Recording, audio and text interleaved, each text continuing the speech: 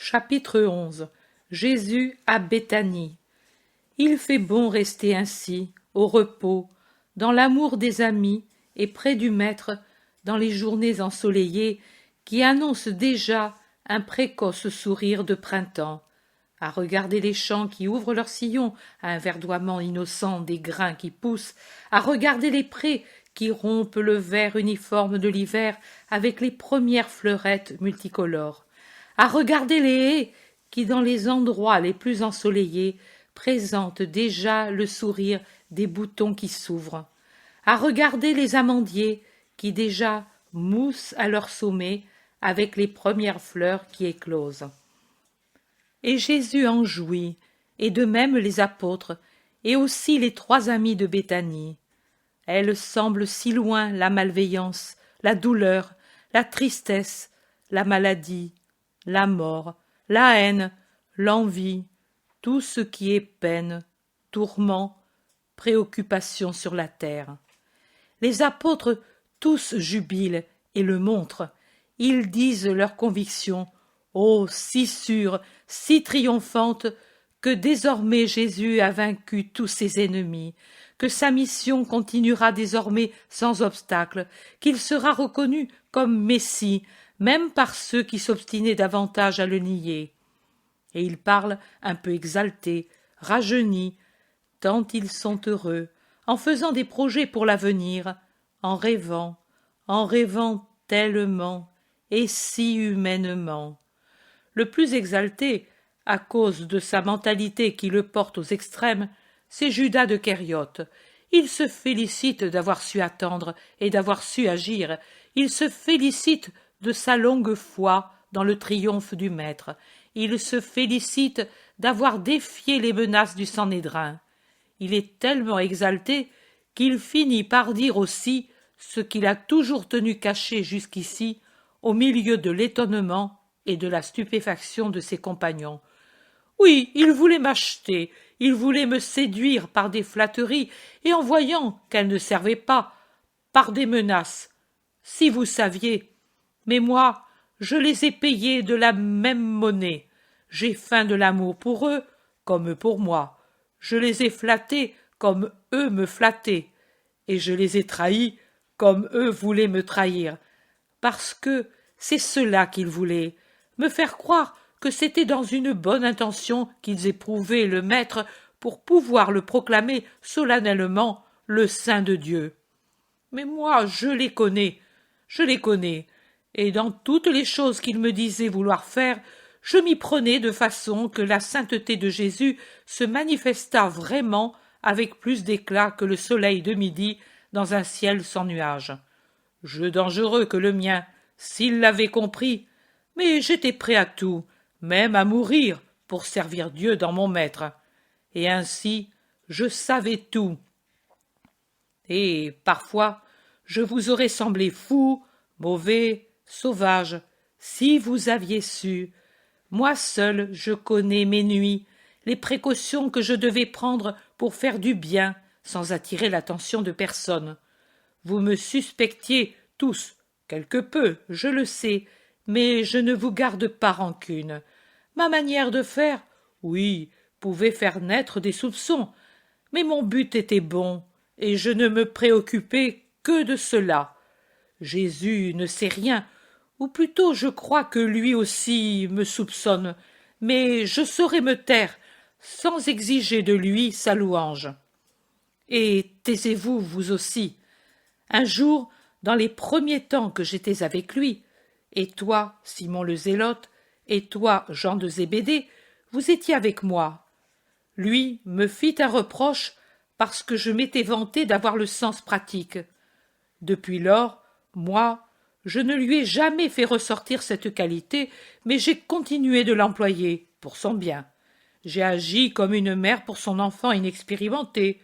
Elle enlève les obstacles de son chemin, elle plie pour lui les branches sans épines, et lève celle qui peut le blesser, ou bien, par des gestes avisés, elle l'amène à faire ce qu'il doit savoir faire et à éviter ce qui est mal, sans même que son fils s'en aperçoive.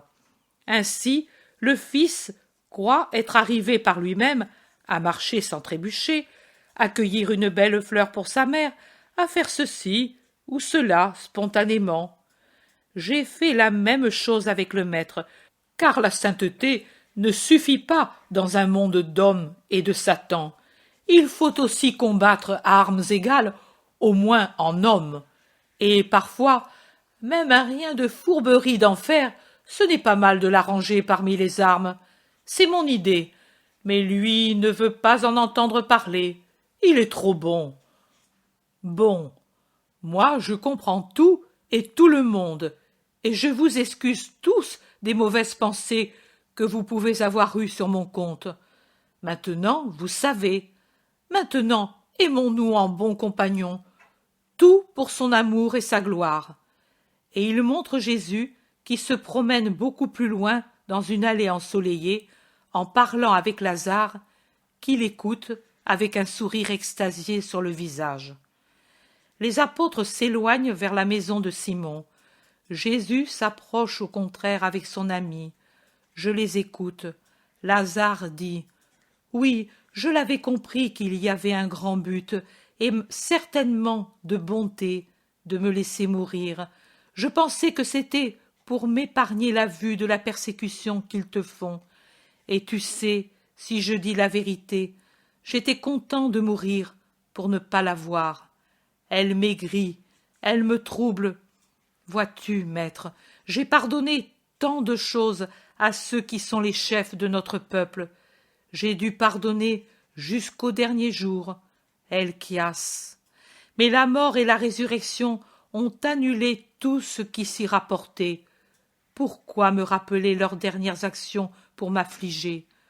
J'ai tout pardonné à Marie, elle semble en douter, et même, je ne sais pourquoi, depuis que je suis ressuscité, elle a pris à mon égard une attitude si... Je ne sais comment la définir. Elle est d'une douceur et d'une soumission si étrange dans ma Marie. Même dans les premiers moments où elle revint ici, rachetée par toi, elle n'était pas ainsi. Et même, peut-être, tu sais, et tu peux m'en dire quelque chose, car Marie te dit tout. Tu sais, si ceux qui sont venus ici lui ont peut-être fait trop de reproches. J'ai toujours cherché à amoindrir le souvenir de sa faute quand je l'ai vue absorbée dans la pensée du passé pour guérir sa souffrance. Elle ne sait pas s'en tranquilliser. Elle semble tellement au-dessus de ce qui pourrait être de l'avilissement. À certains, elle pourrait paraître même peu repentie. Mais moi, je comprends, je sais, elle fait tout pour expier. Je crois qu'elle fait de grandes pénitences de toutes sortes. Je ne m'étonnerais pas que sous ses vêtements elle eût un cilice et que sa chair connût la morsure des fouets. Mais l'amour fraternel que j'ai et qui veut la soutenir en mettant un voile entre le passé et le présent, les autres ne l'ont pas. Tu sais si, peut-être, elle a été maltraitée par ceux qui ne savent pas pardonner, et elle a tant besoin de pardon? Jésus répond, « Je ne sais pas, Lazare. Marie ne m'en a pas parlé. Elle m'a dit seulement d'avoir beaucoup souffert en entendant les pharisiens insinuer que je n'étais pas le Messie, parce que je ne te guérissais pas ou que je ne te ressuscitais pas. » Et elle ne t'a rien dit de moi? Tu sais, j'avais si mal. Je me rappelle que ma mère, à ces derniers moments, révéla des choses qui étaient passées inaperçues à Marthe et à moi. Ce fut comme si le fond de son âme et de son passé était revenu à la surface dans les derniers soulèvements du cœur. Moi, je ne voudrais pas. Mon cœur a tant souffert pour Marie, et s'est tant efforcé de ne lui donner jamais l'impression de ce que j'ai souffert à cause d'elle. Je ne voudrais pas l'avoir frappée maintenant qu'elle est bonne, alors que par amour fraternel d'abord, par amour pour toi ensuite, je ne l'ai jamais frappée au temps infâme où elle était un opprobre. Que t'a-t-elle dit de moi, maître? Sa douleur d'avoir eu trop peu de temps pour te donner son saint amour de sœur et de condisciple. En te perdant, Elle a mesuré toute l'étendue des trésors d'affection qu'elle avait piétinés autrefois.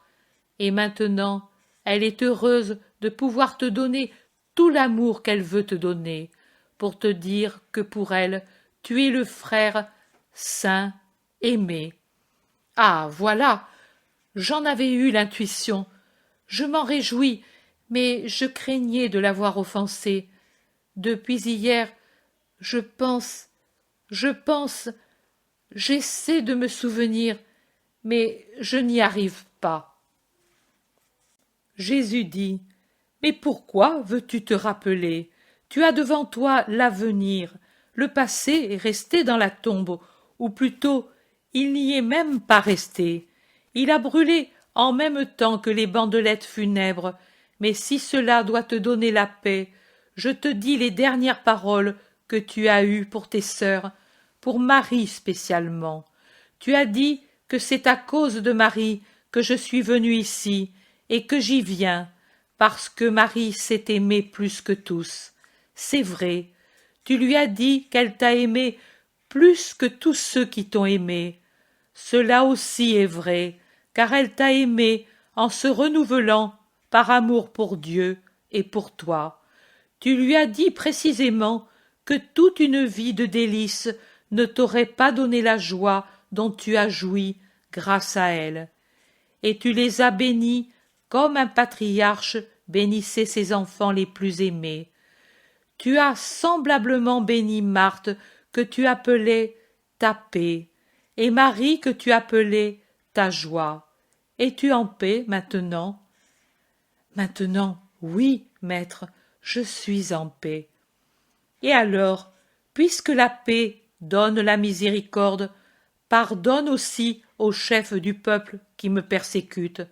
En effet, tu voulais dire que tu peux tout pardonner, mais pas le mal qu'ils me font à moi. C'est cela, maître. Non, Lazare, moi, je leur pardonne. Tu dois leur pardonner si tu veux être semblable à moi. Oh, semblable à toi, je ne puis, je suis un simple homme. L'homme est resté là-dessous. L'homme, ton esprit. Tu sais ce qui arrive à la mort de l'homme? Non, Seigneur, je ne me rappelle rien de ce qui m'est arrivé, interrompt vivement Lazare. Jésus sourit et répond. Je ne parlais pas de ton savoir personnel, de ton expérience particulière, je parlais de ce que tout croyant sait ce qu'il arrive quand il meurt.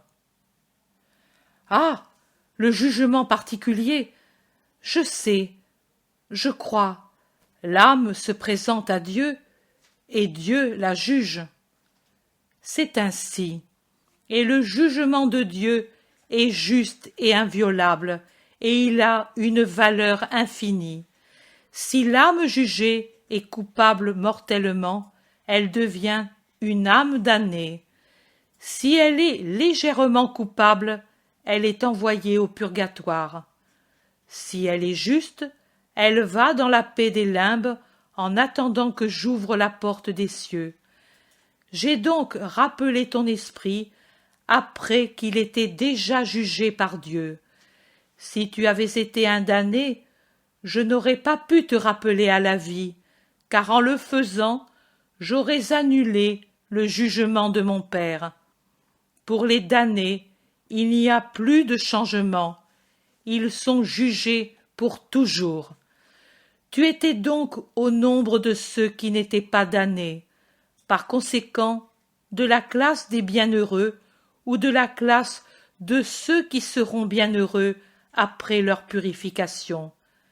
Mais réfléchis, mon ami, si la volonté sincère de repentir que l'homme peut avoir alors qu'il est encore homme, c'est-à-dire chair et âme, a une valeur de purification, si un rite symbolique de baptême dans l'eau, voulu par esprit de contrition des souillures contractées dans le monde et à cause de la chair, a pour nous, Hébreux, une valeur de purification. Quelle valeur aura le repentir plus réel et plus parfait beaucoup plus parfait, d'une âme libérée de la chair, consciente de ce qu'est Dieu, éclairée sur la gravité de ses erreurs, éclairée sur l'immensité de la joie qui s'est éloignée pendant des heures, pendant des années ou pendant des siècles, la joie de la paix des limbes, qui bientôt sera la joie de la possession de Dieu que l'on aura rejointe, qui sera la purification double, triple, du repentir parfait, de l'amour parfait, du bain dans l'ardeur des flammes allumées par l'amour de Dieu et par l'amour des esprits, dans lequel et par lequel les esprits se dépouillent de toute impureté, et d'où ils sortent beaux comme des séraphins, couronnés de ce qui ne couronne même pas les séraphins, leur martyre terrestre et ultra-terrestre contre les vices, et grâce à l'amour. Que sera-ce? Dis-le donc, mon ami. Mais je ne sais pas. Une perfection, ou plutôt une nouvelle création. Voilà, tu as dit le mot juste. L'âme en sort comme créée à nouveau. L'âme devient semblable à celle d'un enfant. Elle est neuve. Tout le passé n'existe plus, son passé d'homme. Quand tombera la faute d'origine, l'âme exempte de toute tache et de toute ombre de tache sera supercréée et sera digne du paradis. J'ai rappelé ton âme qui déjà s'était recréée par son attachement au bien, par l'expiation de la souffrance et de la mort, et grâce au parfait repentir et au parfait amour que tu avais atteint au-delà de la mort. Tu as donc l'âme tout à fait innocente d'un enfant né depuis quelques heures. Et si tu es un enfant nouveau-né, pourquoi veux-tu endosser sur cette enfance spirituelle les vêtements lourds, accablants de l'homme adulte? Les petits enfants ont des ailes et non des chaînes à leurs esprits joyeux. Eux m'imitent avec facilité parce qu'ils n'ont pas encore pris de personnalité. Ils se font comme je suis, car sur leur âme vierge de toute empreinte peut s'imprimer sans confusion de lignes ma figure et ma doctrine.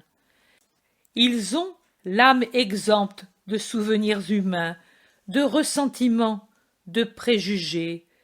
Il ne s'y trouve rien, et je puis y être, moi qui suis parfait, absolu, comme je suis dans le ciel. Toi qui es comme rené, nouvellement né, car dans ta vieille chair la puissance motrice est nouvelle, sans passé, pure, sans trace de ce qui a été, toi qui es revenu pour me servir, rien que pour cela, tu dois être comme je suis, plus que tous. Regarde-moi bien, mire-toi en moi, et réfléchis-toi en moi. Deux miroirs qui se regardent pour réfléchir l'un dans l'autre la figure de ce qu'ils aiment. Tu es un homme et tu es un enfant. Tu es homme pour l'âge, tu es enfant pour la pureté du cœur. Tu as sur les enfants l'avantage de connaître déjà le bien et le mal, et d'avoir déjà su choisir le bien, même avant le baptême dans les flammes de l'amour. Eh bien, moi, je te dis à toi, homme dont l'esprit est purifié grâce à la purification reçue, sois parfait comme l'est notre Père des cieux et comme je le suis. Sois parfait, c'est-à-dire sois semblable à moi qui t'ai aimé au point d'aller contre toutes les lois de la vie et de la mort, du ciel et de la terre, pour avoir de nouveau sur la terre un serviteur de Dieu, et pour moi un véritable ami, et au ciel un bienheureux, un grand bienheureux. Je le dis à tous, soyez parfaits. Et eux, pour la plupart, n'ont pas le cœur que tu avais, digne du miracle, digne d'être pris comme instrument pour une glorification de Dieu en son Fils bien-aimé. Et eux n'ont pas tes dettes d'amour envers Dieu. Je puis le dire, je puis l'exiger de toi. Et en premier lieu, j'exige que tu n'aies pas de rancœur pour ceux qui m'ont offensé et m'offensent. Pardonne, pardonne, Lazare. Tu as été plongé dans les flammes allumées par l'amour. Tu dois être amour pour ne plus jamais connaître autre chose que l'étreinte amoureuse de Dieu. Et en agissant ainsi, j'accomplirai la mission pour laquelle tu m'as ressuscité? En agissant ainsi, tu l'accompliras. Cela suffit, Seigneur, je n'ai pas besoin d'en demander et d'en savoir davantage. Te servir était mon rêve.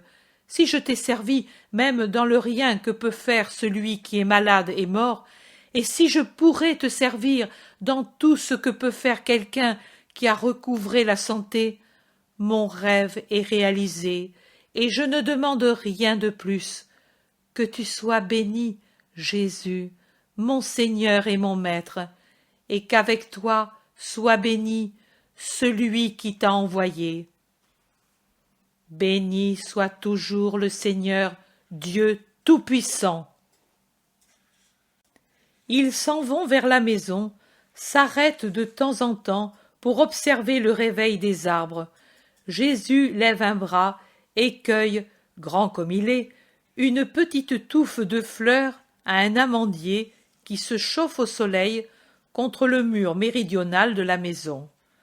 Marie sort de la maison et, les voyant, s'approche pour entendre ce que dit Jésus.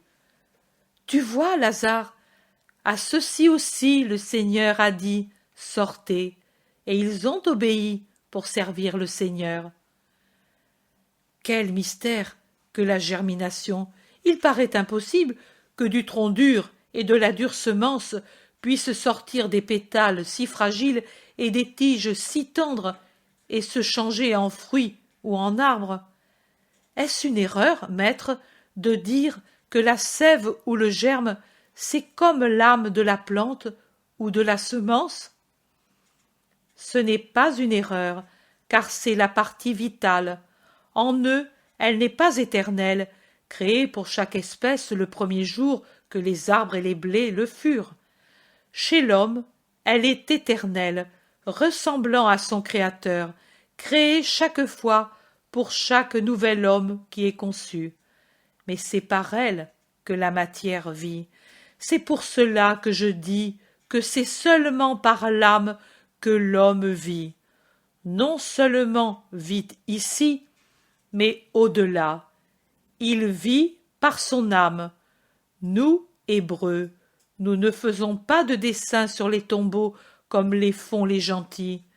Mais si nous les faisions, nous devrions toujours dessiner non pas le flambeau éteint, la clepsydre vide ou un autre symbole de fin, mais bien la semence jetée dans le sillon qui fleurit en épis. C'est en effet la mort de la chair qui libère l'âme de son écorce et la fait fructifier dans les parterres du Seigneur. La semence, l'étincelle vitale que Dieu a mise dans notre poussière et qui devient épi si nous savons, par la volonté et aussi par la douleur, rendre fertile la motte qui l'enserre. La semence, le symbole de la vie qui se perpétue. Mais Maximin t'appelle. J'y vais, maître, il sera venu des régisseurs. Tout était arrêté ces derniers mois. Maintenant, ils s'empressent de me rendre leur compte.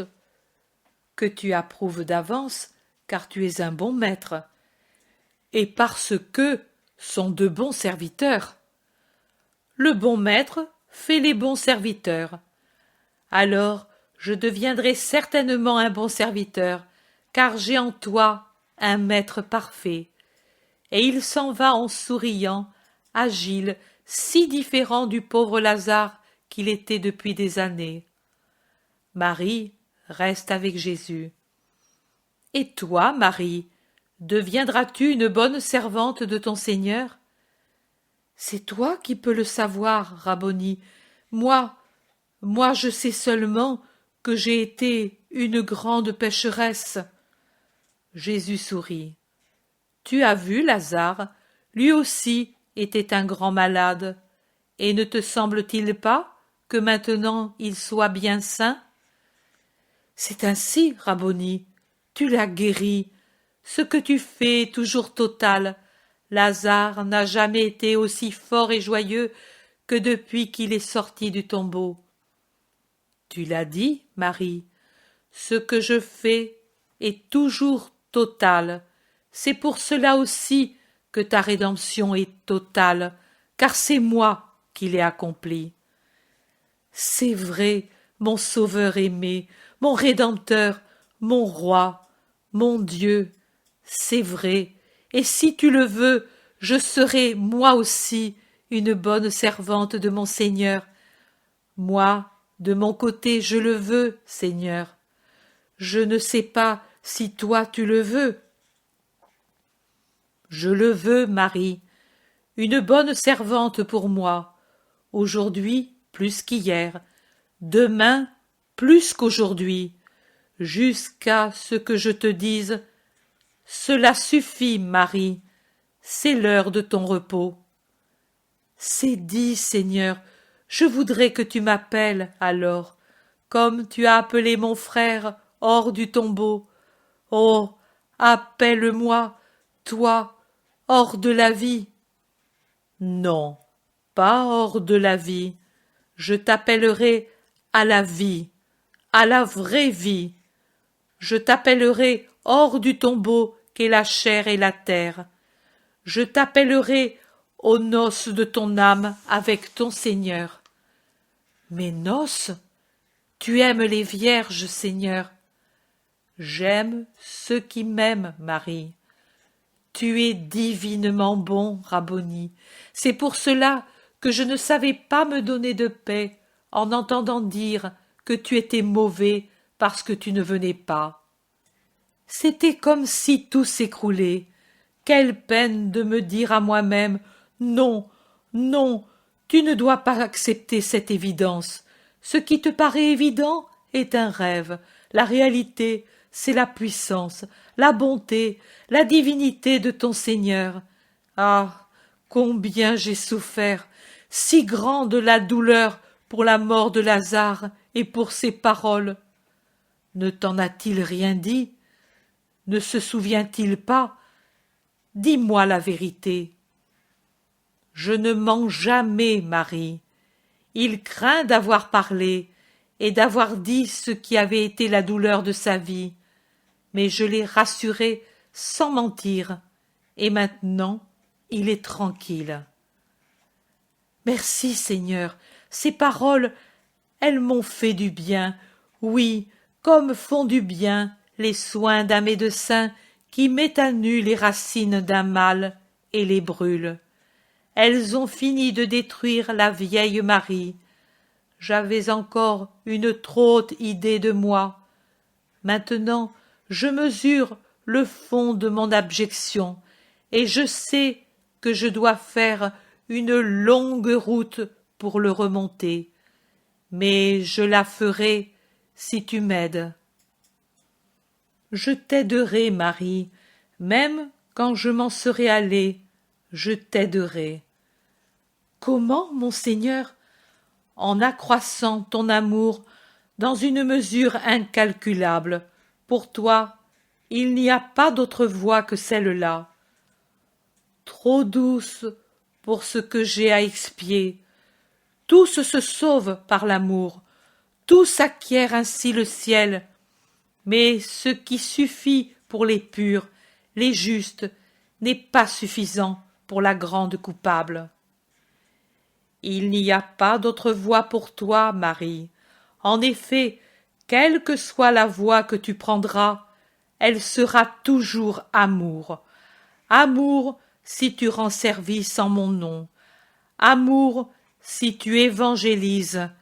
Amour si tu t'isoles. Amour si tu te martyrises. Amour si tu te fais martyriser.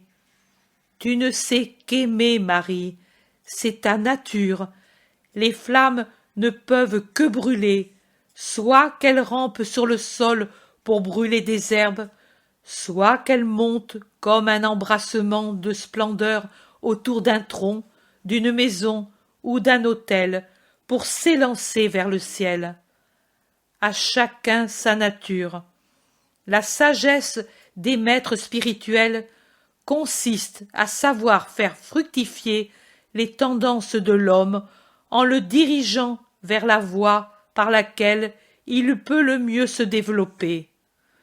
Même chez les plantes et les animaux, cette loi existe, et il serait sot de vouloir prétendre qu'un arbre à fruits ne donne que des fleurs ou des fruits différents de ceux que comporte sa nature, ou qu'un animal accomplisse des fonctions qui sont propres à une autre espèce.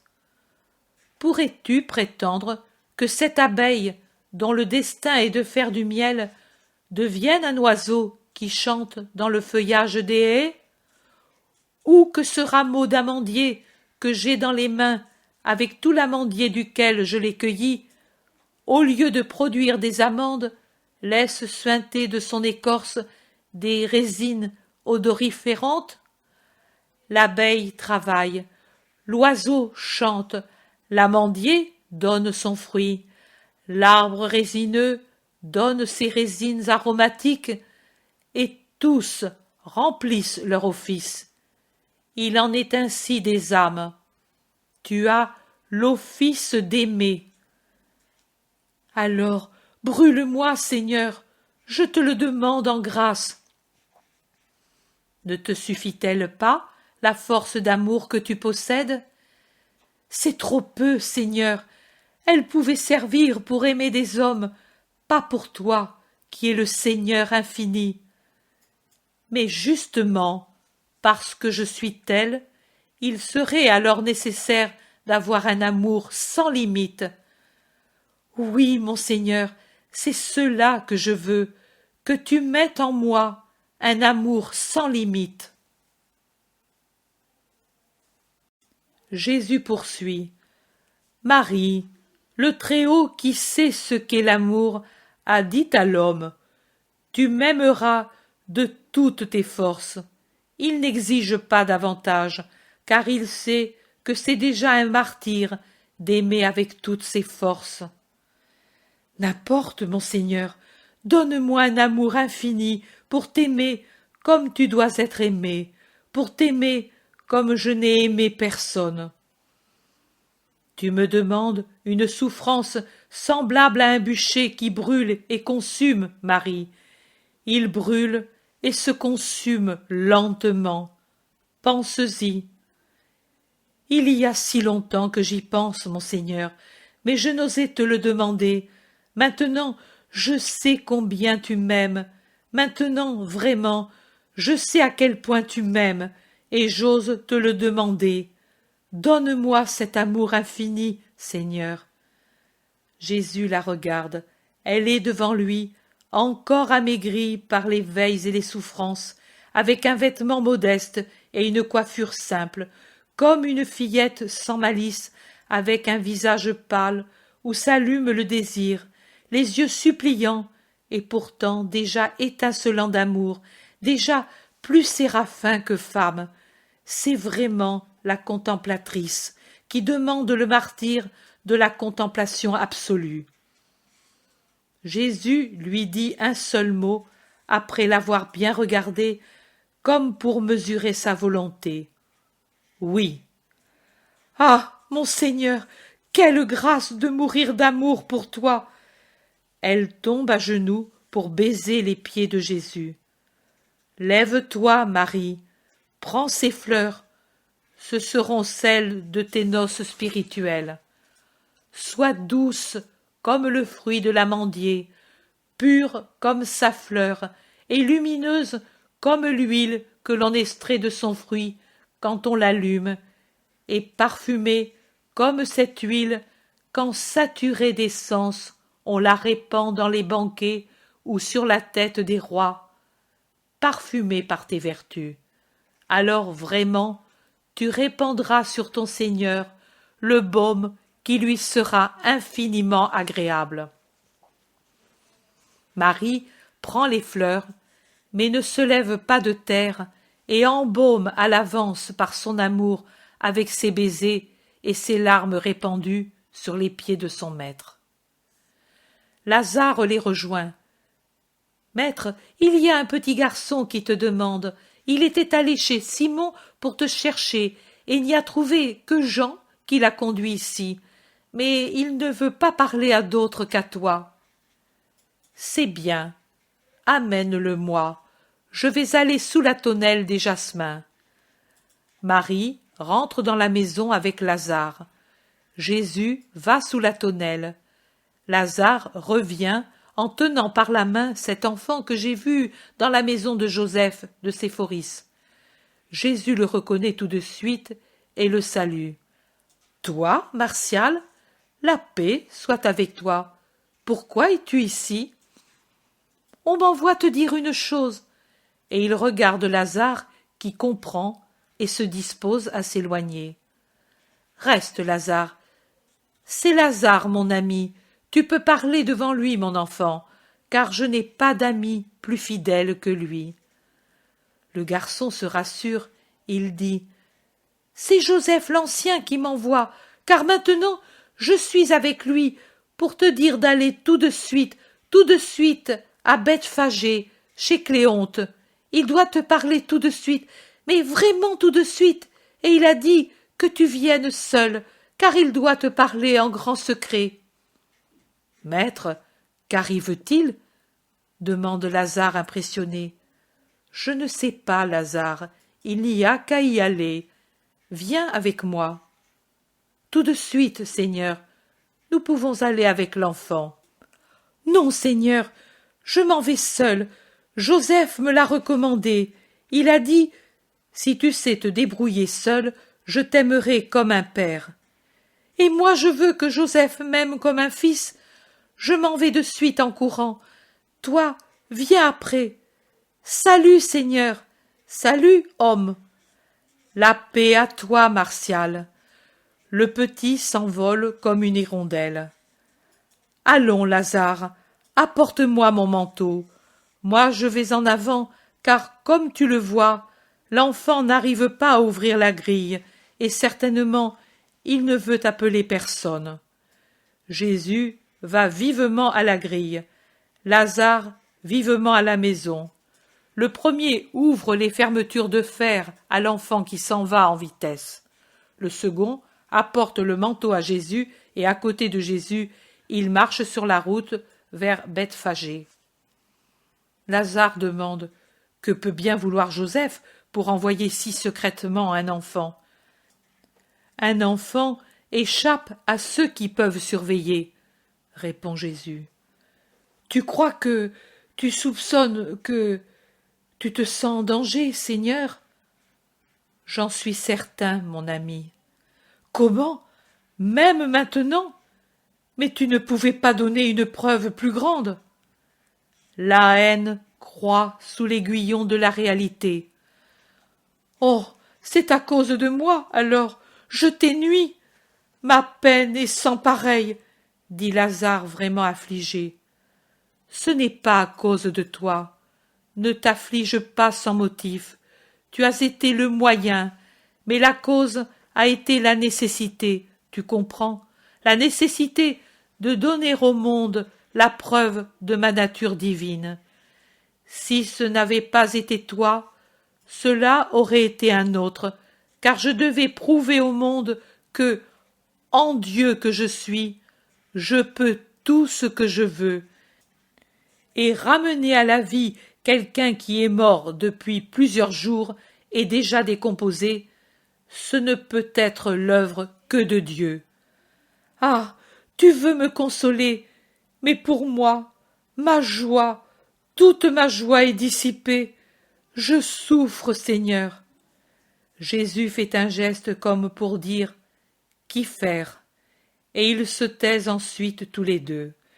Ils marchent vivement, la distance est courte entre Béthanie et Bethphagée, et ils ont vite fait d'arriver. Joseph fait les 100 pas sur la route à l'entrée du village. Il a le dos tourné quand Jésus et Lazare débouchent d'un sentier caché par une haie. Lazare l'appelle. « Oh, paix à vous! Viens, maître, je t'ai attendu ici pour te voir tout de suite, mais allons dans l'oliveraie, je ne veux pas qu'il nous voie. » Il les conduit derrière les maisons dans un bosquet d'oliviers qui, avec leurs frondaisons touffues et ébouriffées, qui cachent les pentes, sont un refuge commode pour parler sans être remarqué. « Maître, je t'ai envoyé l'enfant qui est éveillé et obéissant et qui m'aime beaucoup, parce que je devais te parler et que je ne devais pas être vu. J'ai suivi le cédron pour venir ici. Maître, tu dois t'en aller tout de suite d'ici. Le Sanhédrin a décrété ton arrestation et demain, dans les synagogues, on lira le décret. Quiconque sait où tu te trouves a le devoir de l'indiquer. Je n'ai pas besoin de te dire, Lazare, que ta maison sera la première perquisitionnée. Je suis sorti à Sexte du temple et je me suis hâté, car pendant qu'il parlait, j'avais déjà fait mon plan. Je suis allé à la maison, j'ai pris l'enfant. Je suis sorti à cheval par la porte d'Hérode, comme pour quitter la ville. Puis j'ai traversé le Cédron et je l'ai suivi. J'ai laissé l'âne au Gethsémani. J'ai envoyé en vitesse l'enfant qui déjà connaissait la route pour être venu avec moi à Béthanie. Va-t'en tout de suite, maître, en lieu sûr. Sais-tu où aller? As-tu où aller? Mais ne suffit-il pas qu'il s'éloigne d'ici, de la Judée, tout au plus? Cela ne suffit pas, Lazare. Ils sont furieux. Il faut qu'il aille où eux ne vont pas. Mais ils vont partout, eux. Tu ne voudrais pas que le maître quitte la Palestine. Mais que dois-je te dire? Le Sanhédrin le veut. C'est à cause de moi, n'est-ce pas? Dis-le. Oui, à cause de toi. Plutôt parce que tous se convertissent à lui. Et eux ne veulent pas de cela. Mais c'est un crime. C'est un sacrilège. C'est... Jésus, pâle mais calme, lève la main pour imposer le silence, et il dit « Tais-toi, Lazare, chacun fait son travail. Tout est écrit. Je te remercie, Joseph, et je te certifie que je m'en vais. Va, va, Joseph, qu'il ne remarque pas ton absence. Que Dieu te bénisse. Par Lazare, je te ferai savoir où je suis. Va, je te bénis, toi, Nicodème, et tous ceux qui ont le cœur droit. » Il l'embrasse et ils se séparent. Jésus revient avec Lazare par l'oliveraie à Béthanie, alors que Joseph va vers la ville. Lazare, angoissé, demande « Que vas-tu faire, maître ?» « Je ne sais pas. Ces jours-ci, les femmes disciples arrivent avec ma mère. J'aurais voulu les attendre. À cause de cela, moi je les accueillerai en ton nom, et je pourrai te les conduire. Mais toi, en attendant, où vas-tu? Dans la maison de Salomon, je ne crois pas, ni chez les disciples connus. Demain, tu dois partir tout de suite. J'aurais un endroit, mais je voudrais attendre ma mère. Son angoisse commencerait trop tôt si elle ne me trouvait pas. Où iras-tu, maître? À Éphraïm. En Samarie? En Samarie. Les Samaritains sont moins Samaritains que beaucoup d'autres. Et il m'aime. Éphraïm est à la frontière. Oh, c'est pour être contre les Juifs qu'ils te feront honneur et qu'ils te défendront. Mais attends, ta mère ne peut venir que par la route de la Samarie ou par celle du Jourdain. J'irai avec des serviteurs par l'une, et Maximin avec d'autres serviteurs par l'autre, et l'un ou l'autre la trouvera. Nous ne reviendrons qu'avec elle. Tu sais que personne de la maison de Lazare ne peut trahir. Tu vas aller pendant ce temps à Éphraïm tout de suite. Ah, il était dit que je ne pourrais jouir de toi, mais je viendrai par les monts d'Adomain. Je suis saint maintenant. Je puis faire ce que je veux, et même, oui, je ferai croire que par la route de la Samarie, je vais à Ptolémaïs, afin de prendre le bateau pour Antioche. Tout le monde sait que j'y ai des terres. Mes sœurs resteront à Béthanie. Toi, oui. Maintenant je vais faire préparer 2 chars, et vous irez à Jéricho avec eux. Puis, à l'aube de demain, vous reprendrez le chemin à pied. Ô maître, mon maître, sauve-toi, sauve-toi. Après l'excitation du premier moment, Lazare tombe dans la tristesse et il pleure. Jésus soupire, mais ne dit rien. Que devrait-il dire? Les voilà à la maison de Simon. Ils se séparent. Jésus entre dans la maison. Les apôtres, déjà étonnés que le maître soit parti sans rien dire, se serrent autour de Jésus qui leur dit « Prenez les vêtements, faites les sacs, nous devons partir tout de suite d'ici. Faites vite et rejoignez-moi chez Lazare. » Thomas demande « Même les vêtements mouillés? Ne pouvons-nous pas les reprendre à notre retour? » Nous ne reviendrons pas. Prenez tout. Les apôtres s'en vont en se parlant par leurs regards. Jésus va prendre ses affaires dans la maison de Lazare et salue les sœurs consternées. Les chars sont vite prêts, des chars lourds, couverts, tirés par des chevaux robustes.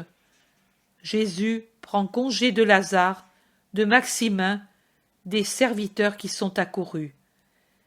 Ils montent sur les chars qui attendent à une sortie postérieure. Les conducteurs fouettent les animaux et le voyage commence par la même route par laquelle Jésus est venu pour ressusciter Lazare quelques jours auparavant.